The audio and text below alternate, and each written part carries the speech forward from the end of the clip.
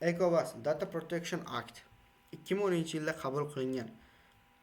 Qaysi hudud va kimlarga tatbiq qilinadi? ECOWASga a'zo 15 davlat: Benin, Burkina Faso, Cabo Verde, Cote d'Ivoire, Gambiya, Gana, Gvineya Bissau, Liberiya, Mali, Nigeriya, Senegal, Sierra Leone, Togo. Hududda yashovchi yoki faoliyat yurituvchi barcha shaxslarga tatbiq qilinadi. Maqsad va asosiy tamoyillari: har bir a'zo davlatda shaxsiy ma'lumotlarni himoya qilish mexanizmi yaratilishi, ma'lumotlarni yig'ish, qayta ishlash, uzatish, saqlash, foydalanish, davlat manfaatlari bilan muvozanatni saqlash, ma'lumotlarni himoya qilish organi. Har bir a'zo davlat Milliy Data Protection Authority tashkil etadi. Mustaqil ma'muriy organ akt qoidalariga rioya qilishni nazorat qiladi. Shaxsiy ma'lumotlarni qayta ishlash tamoyillari: rozilik va qonuniylik va adolatlilik, maqsadga muvofiqlik, dolzarblilik, saqlash muddati, aniqlik, shaffoflik, maxfiylik va xavfsizlik, ma'lumotlarni qayta ishlovchini tanlash erkinligi, to'g'ridan to'g'ri marketing, oldindan roziliksiz marketing va reklama taqiqlanadi.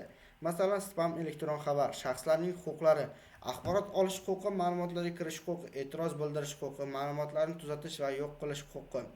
Shaxsiy ma'lumot ta'rifi esa aniqlanishi mumkin bo'lgan jismoniy shaxsga oid har qanday axborot hisoblanadi. Masalan, identifikatsiya raqami, jismoniy, fiziologik, genetik, psixologik, iqtisodiy, ijtimoiy holatlari.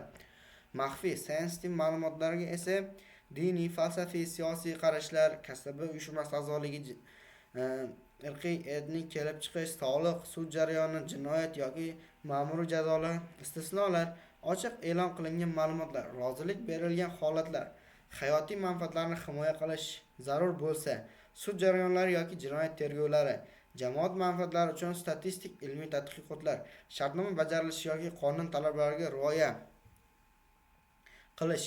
Nazorat organi: har bir a'zo davlat Milliy Data Protection Authority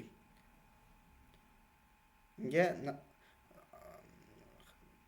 National Data Protection Authority. Jazolar: faoliyatiga vaqtincha doimiy taqiq, jarima solish. Xotira uchun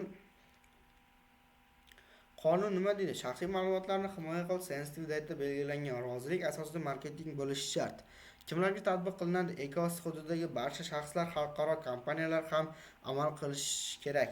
Istisnolar: ochiq e'lon qilingan, rozilik bergan, hayotiy manfaat, sud, tergov, jamoat manfaatlari, shartnoma, qonuniy talablar.